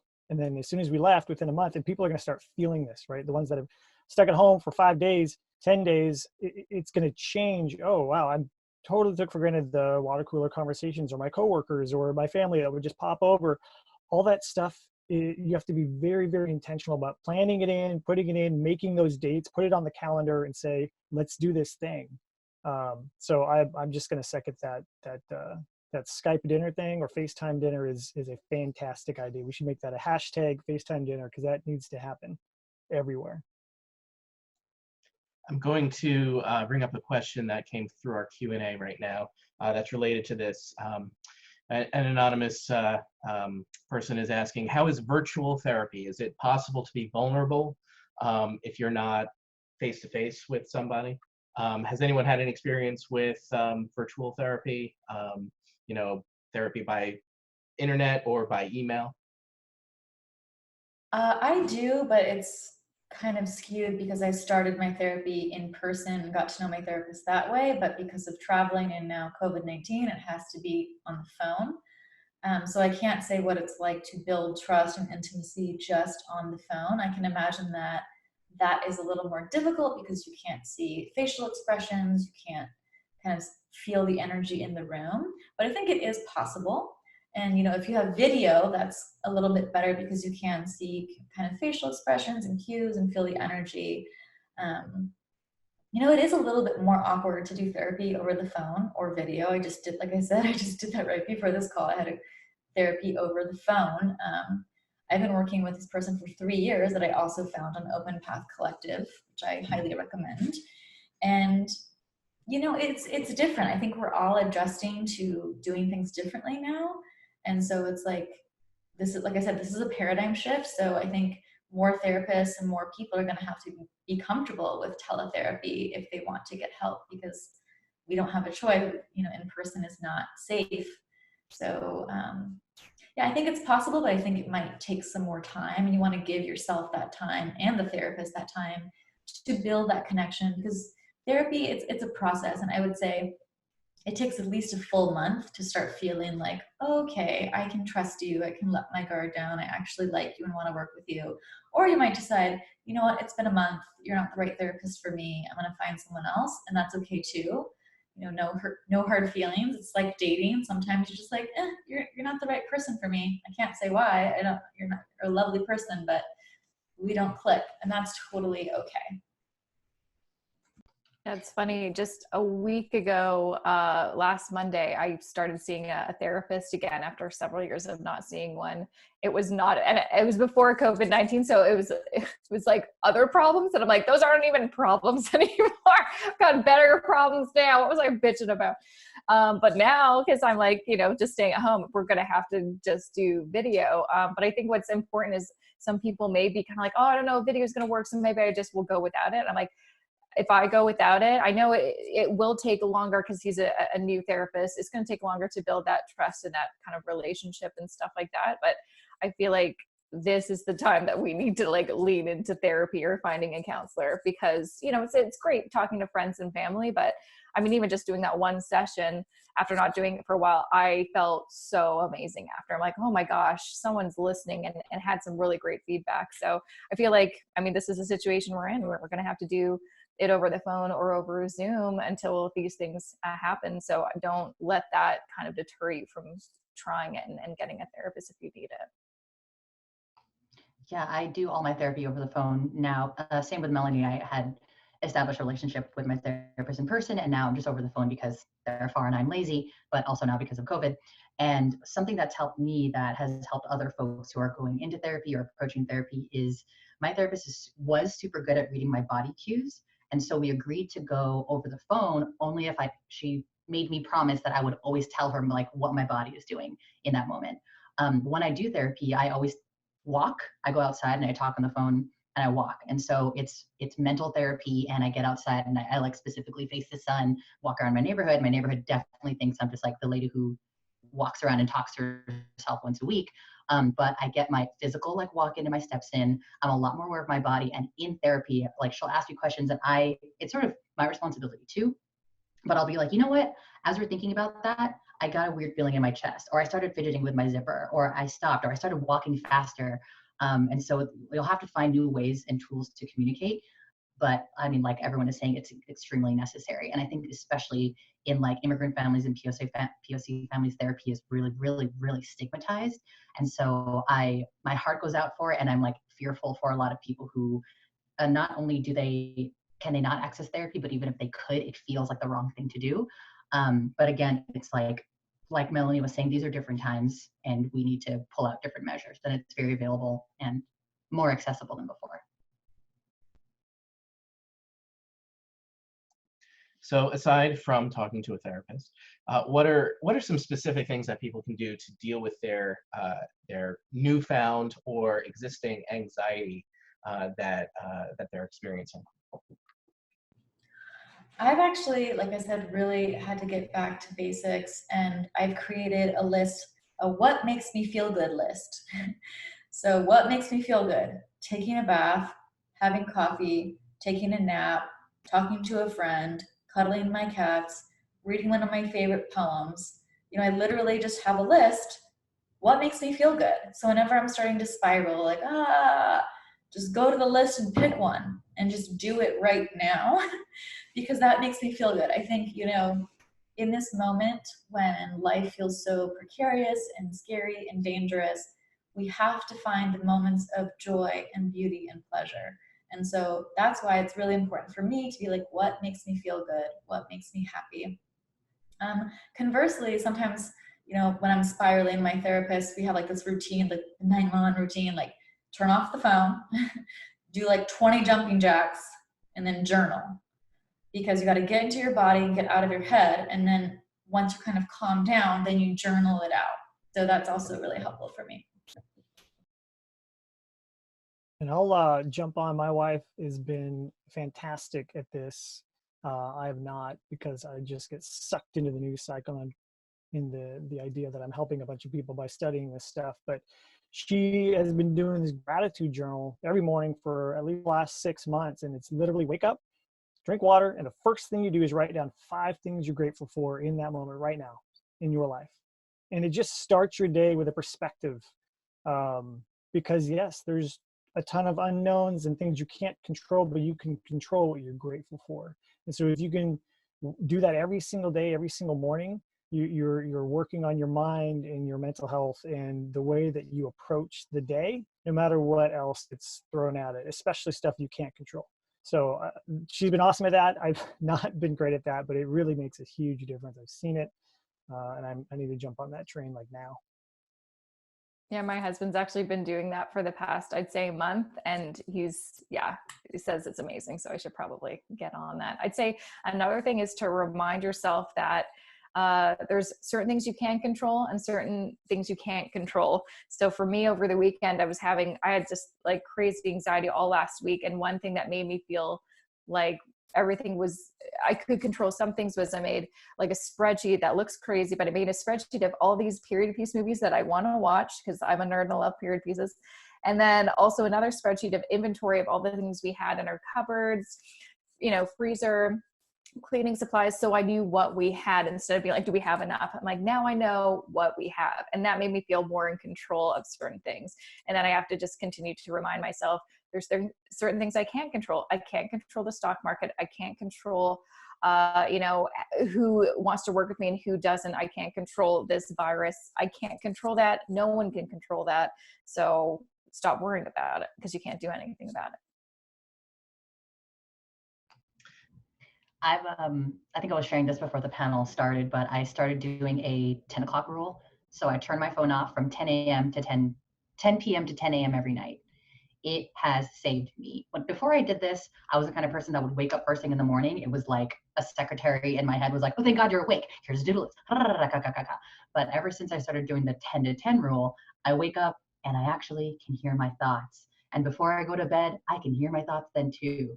It has been revolutionary. And like Melanie, when I turn my phone off, I literally put it under a couch cushion in my living room, and I sleep in a different room. Conversely, though, one way that I've had a lot of fun in building great habits like a gratitude journal or meditation and exercise is I'm not sure if you can see it, but I'm in like emoji accountability groups. So in the morning, I wake up, I drink water, I make my bed, and I meditate.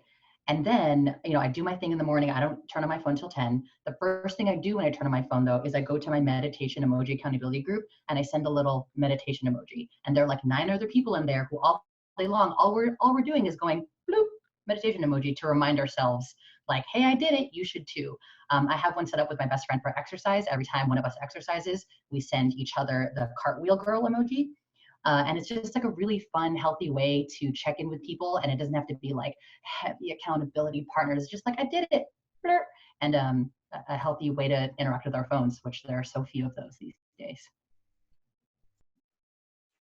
So one question that we have is, with everybody needing to go home and stay at home, for some people, home is not necessarily a safe place to be. What are some things that people can do if staying at home is what causes the anxiety because they don't feel safe at home? I think this is a difficult question because there's so many different scenarios, different degrees of unsafe. I think if it's on the more lower to moderate level, definitely setting boundaries with whoever, makes you feel unsafe. Sometimes there's unfortunately power dynamics that might be difficult, but trying to assert yourself and say, I do not want to talk to you when you say things like that, or, from 10 a.m. to 10 p.m. I'm going to be working, so I can't talk to you. Try to set boundaries. Also try to set physical boundaries and get as much space as possible. If it's really unsafe, I highly recommend seeing if you have a best friend or someone else that you can stay with either temporarily or, crash until, some of this tides over. But definitely try to put your safety first. And I know it's really difficult for people that are in unsafe situations where they feel like, I don't know where I'm going to live and I feel like my living situation is not safe. Definitely rely on your friends and the people in your community If it's, you know, kind of on the lower to moderate level, set boundaries, have physical space so you're not that close, and know your triggers for when you trigger them or when they trigger you, and try to manage those so that, you know, you can keep it together. Okay, we're going to, oh, go ahead, Berna. Just wanted to drop that the National Domestic Violence Hotline 24/7, they also are available through text and chat. And so for folks who really truly feel, I think I saw a article the other day that like domestic violence numbers are way up since COVID. And so that's definitely a hotline where there are trained professionals to help you either talk you through resources or talk you through escaping that situation in a safe way. Had to drop that. Thank you for dropping that. So we're going to focus on a couple of questions here from people who are watching. If you've never done a budget before, but you need to start because you're in a new financial situation now, how do you start your first budget? I know I have my own story of how this started back when I was in my 20s, and I found myself without a job, without a car, without a place to live. I also lost my girlfriend in like the same amount of time, so it was a really tough situation for me at that young age. And I started a budget, and I was, you know, because I was determined to get out of my dad's place within 4 months. So it was budget time. But how do you start that budget?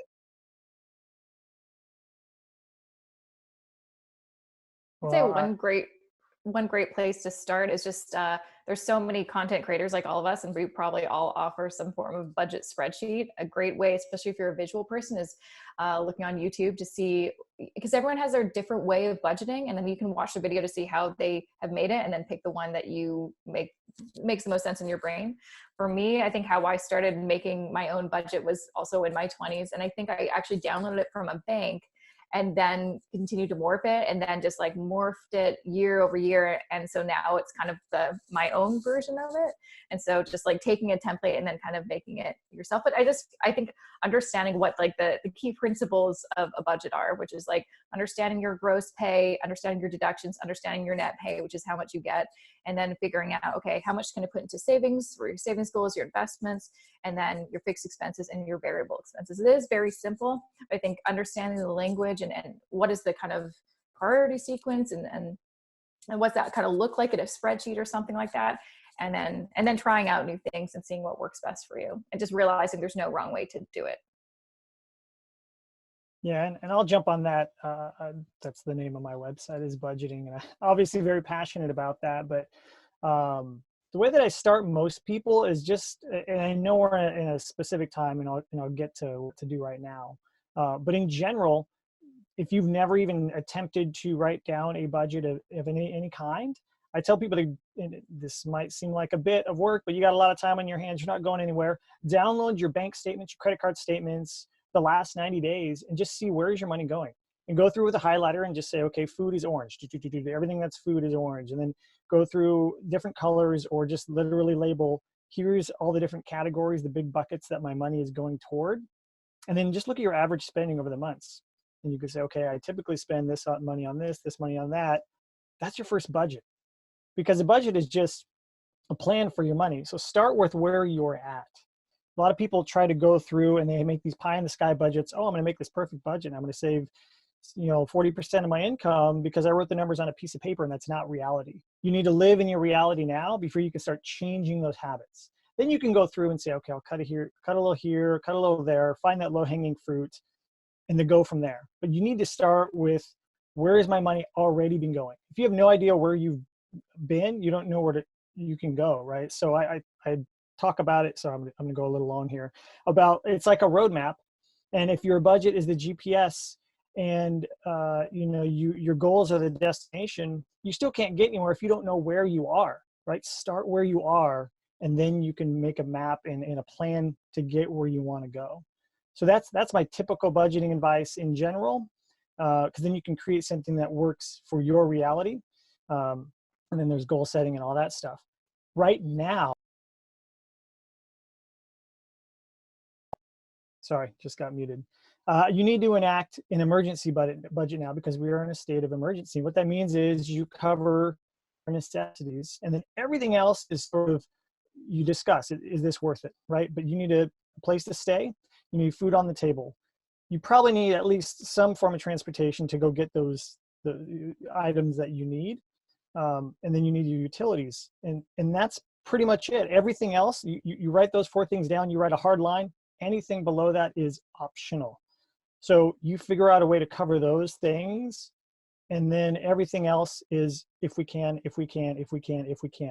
And if you just live on that emergency budget for now, right, at least for the next couple of months, while things sort of smooth out, you'll be in a better place than if you just spend what you've been normally spending without paying attention because it's too hard. It could go very poorly, right? So I recommend right now people get on what's called an emergency budget, and then you can get back on a regular plan later. But for now, that's my budgeting spiel. Great. So we also have a question here, and this can be a difficult one. What's your best advice for families who are in the undocumented community? A lot of what we're suggesting might not apply sometimes because there is a concern about being deported. That is a huge anxiety-causing event in a situation, and what can undocumented families do at this time to deal with their situation? There are a couple of resources. I recently did a series of content about financial abuse specifically, and it sort of blew open this whole chapter of things that we all should know about, like banking for undocumented families. The fear is definitely that if you approach a financial institution or government institution, you'll have to give up your documentation status, and there's a fear there. There are a couple of resources that offer banking that don't ask for your documentation status. So for example, PayPal offers like an unbanked cash banking services. They don't ask about your citizenship status. I think it's really just, I think it's an email and an address. Marcus by Goldman Sachs, you can open up savings and checking accounts that also doesn't ask about your documentation status, because sort of being underbanked is huge in the undocumented community. There are fantastic community organizations like Mission Asset Fund, and these organizations will work. They're putting together like lending circles and loan circles specifically for undocumented families. I imagine that organizations like Mission Asset Fund are working on overdrive right now because not only are people underbanked, but then this whole global health crisis is really affecting your lowest wage workers, folks living under the poverty line, and that's often people of color, immigrant families. And so looking for a lending circle specifically for undocumented families. And one of my favorite new creator discoveries that I've made recently, there's someone called Your Dreamer Money on Instagram, Your Dreamer Money. And they basically are a personal finance teacher, but from the lens of dreamers and folks on DACA and undocumented families. So I could just go for it. I could paste all that in the chat.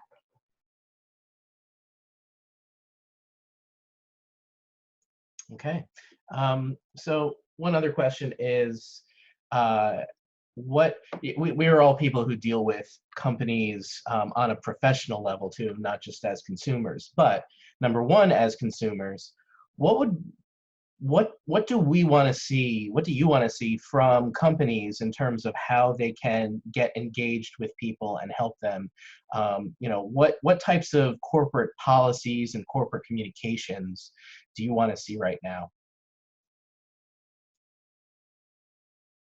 I would love to see a little more leniency from financial institutions when it comes to like credit card payments. Maybe can we put things on hold or lower interest rates? I would love for banks and financial institutions to be able to support their customers in new ways if they need help.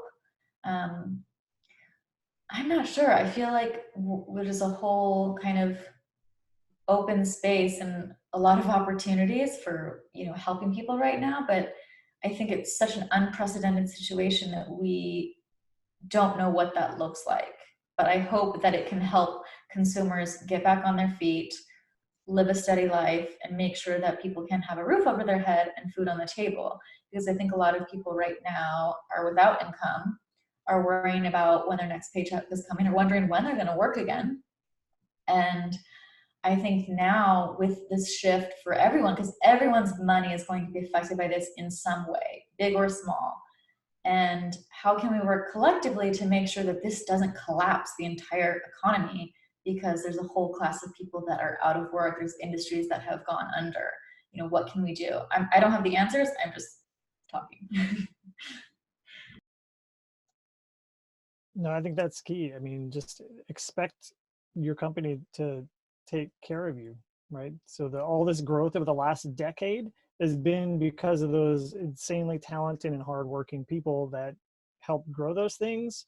And yes, those companies have to answer to shareholders, but my goodness, look at the stock market. Who cares? Like, take care of your people, and then, you know, and then worry about, okay, how do we stretch this? There are emergency disaster relief loans available. Those have been around already, and there's new ones coming out. And so, like, this whole like idea of like bail out the companies so that the investors are okay. It's like, but the people that are working there need that stuff now.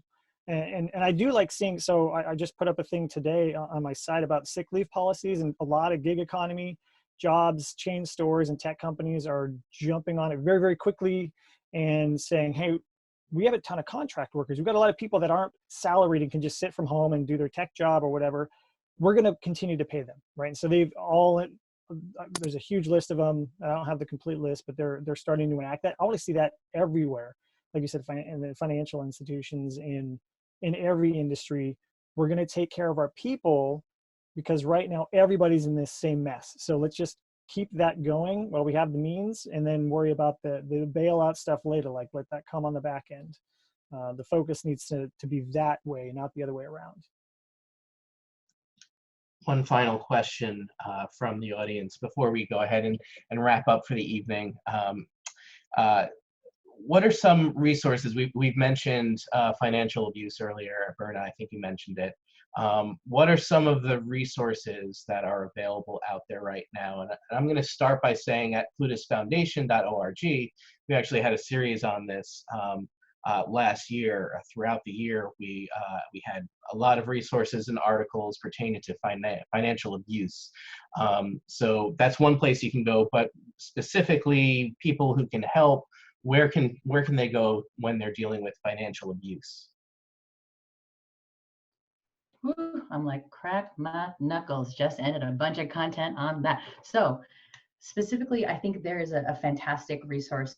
Allstate Foundation's purplepurse.org has an entire leg of Allstate where it's like completely dedicated to financial abuse survivors, financial abuse resources.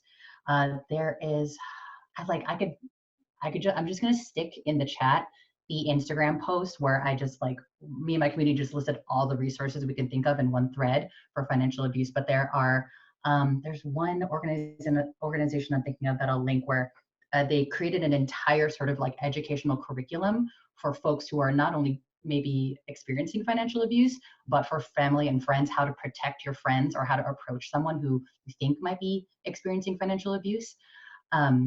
Those are a few things I could think of right off the top of my head, but I'll stick my big resource thread link in the chat.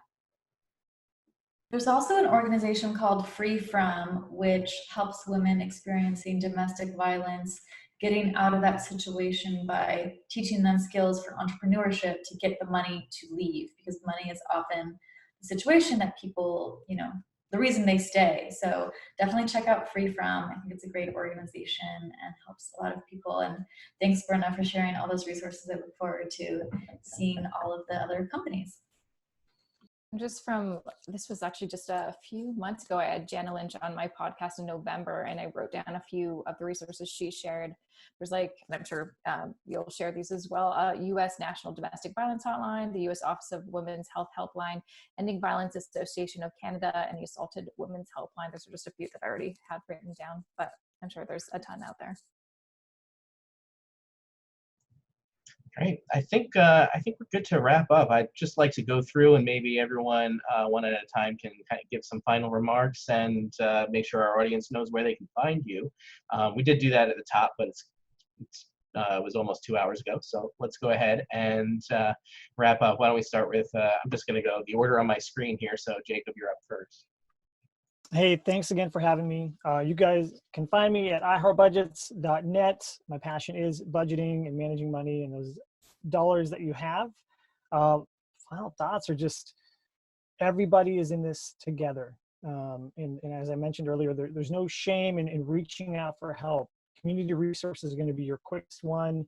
The government resources that I've been trying to report on are might going to be a little bit slower, but just do what you need to do to take care of yourself and take care of your family, and don't worry about what anybody else is thinking. We're all in the same situation, so don't worry about what other people think or holding up some sort of pretense. Just do what you got to do, and please reach out to any of us if you need anything.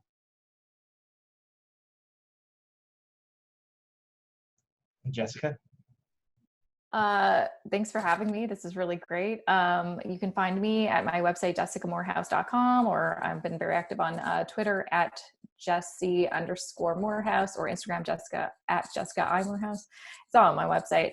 But yeah, I'm probably going to be creating a lot more content and like doing more Facebook Lives and stuff like that, just because I also find it's really nice to be able to kind of express myself too, because we're all feel like we are in this together, and there's a lot of emotions and a lot of feelings, and no one's ever gone through this before, and so we all need to kind of stick together, be kind, think about how other people are maybe in a different situation than you, and try to do your best to be thoughtful and helpful in whatever way. And so yeah, I completely agree. If you have any questions or need any help or just want someone to listen to you, I'm happy to do that for you.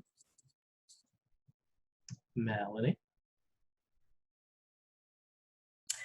Hey, this is Melanie Lockert. You can find me at melanielockert.com, at deardebt.com, lolaretreat.com, and mentalhealthandwealth.com.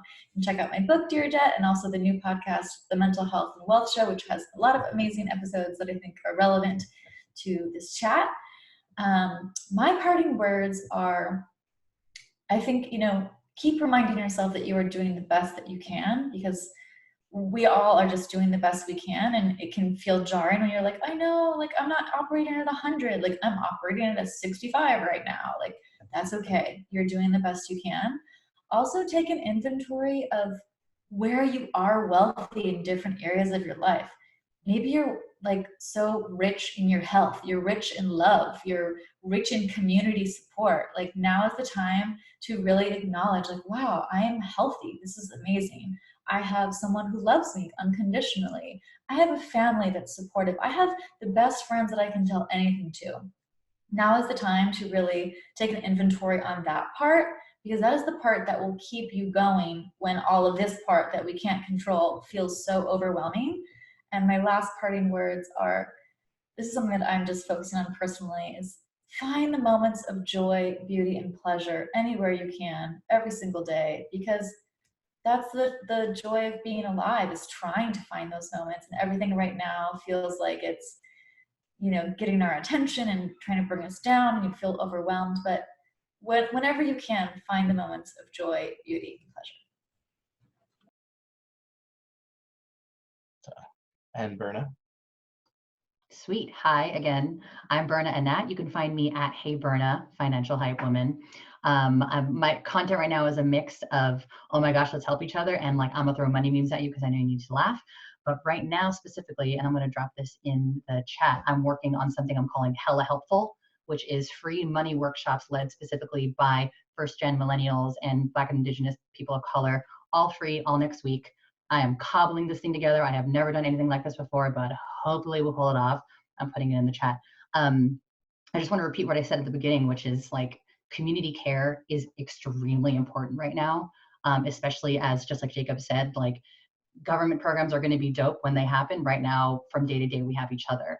But again, like, you will not be good at caring for anybody if you don't care about yourself. So financial oxygen mask on, social oxygen mask on before you care for others. Because the last thing the world needs right now is anxious people trying to help other anxious people. So let's bring it down before we give to others. Fill your cup before you pour it out for somebody else. And Jackie? Hi. Hey, once again, my name is Jackie Lamb. I can be found on social media at Jackie HD. Lamb, HD like hot dog or high def. And Some words, I guess, just take it day by day. I know there's a lot to get your head around. There's a lot to think about and consume, but I think just kind of echoing what some of the other people have said, just find like the little pockets of like peace. Like yesterday, there was a woman who every year she makes a vat of corned beef and cabbage to REI, like the local store, and it shut down. And so she had tons of it. And so she was giving it away to her neighbors. So I walked over and got some, and I took the most idyllic, pretty stroll in my neighborhood. I had never been up that path before because this woman had just opened her home and was just giving out food. So stuff like that, I was feeling really anxious, but things like that, like to just take in consideration. And yeah, just community, like find like small ways to be resourceful, small ways that you can give, or offerings, things you want to offer, but also ask. And I think it's also time to be giving, even though a lot of us want to kind of be conservative and buckle down and where we can, like what Berna said, put the oxygen mask first, but if you can give in some way, and please do so.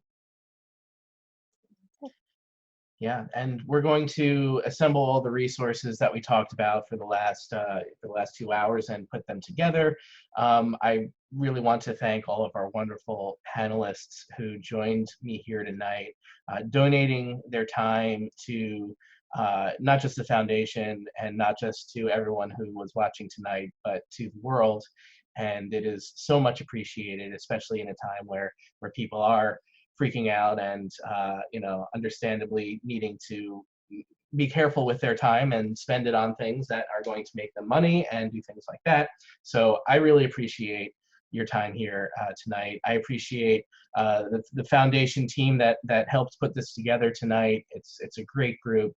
Please go to plutusfoundation.org to see everything that we're doing between Plutus Voices, the Plutus Awards, and more things that are coming down the line that I'm super excited about. And thank everyone who tuned in tonight. And we are here because of you. We are here because this was something that was needed, and we're happy to do this. So be on the lookout for bits of this to be published in different places through our website and possibly our podcast and everything like that. So don't be afraid to reach out to somebody if you need something. We might be in social distancing and social isolation right now, but nobody out there is alone. So just keep that in mind. And until next time, thanks for joining us.